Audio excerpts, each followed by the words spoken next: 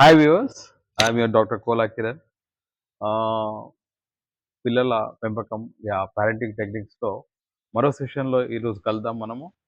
అయితే ముఖ్యంగా మనం చూసినట్టయితే చాలా సార్లు ఏమంటామంటే, ఇంట్లో తల్లిదండ్రులకు కాంప్లెయింట్ ఉంటది. ఏంటిదంటే, పిల్లలు బాగా అల్లరి చేస్తున్నారు.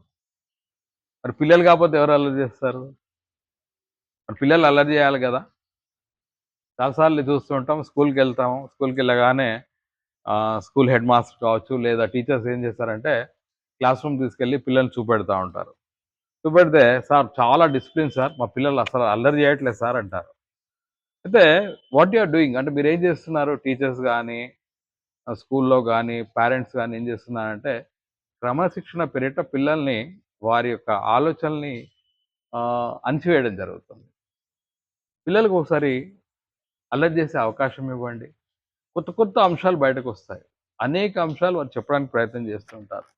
కాబట్టి క్రమశిక్షణ పేరిట అల్లరి అల్లరి చేస్తున్నారని పేరిట మీరు వాళ్ళని ఆహ్, డిసిప్లిన్‌కి అలవాటు చేయడానికి ప్రయత్నం చేయొద్దు. ఒకటి గమనించాలి సార్, మరి మీరు అల్లరి చేయమంటున్నారు గదా! మరి క్రమశిక్షణ ఎట్లా అంటే, పిల్లలు చాలా విషయాలు అందరిని చూసి నేర్చుకుంటారు. మరి ఏదో ఒక రోజు వారికి తెలుస్తుంది గాబట్టి మెల్లిగా స్వీయ క్రమశిక్షణ నేర్చుకోవడం జరుగుతుంది.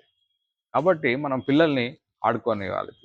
మనం ముఖ్యంగా చూసినట్టయితే చాలా సార్లు పేరెంట్స్ ఏమనుకుంటారంటే, ఇంట్లో అల్లరి చేస్తున్నారు కాబట్టి బడికి పంపియాలి.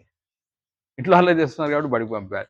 మరి ఇంట్లో ఎంత అల్లరిగా తిరిగిన పిల్లలు ఒకేసారి పాఠశాలకొచ్చిన తర్వాత అక్కడ ఒక దగ్గర కూర్చోబెట్టిన తర్వాత విద్యార్థికి చాలా ఇబ్బందయితది.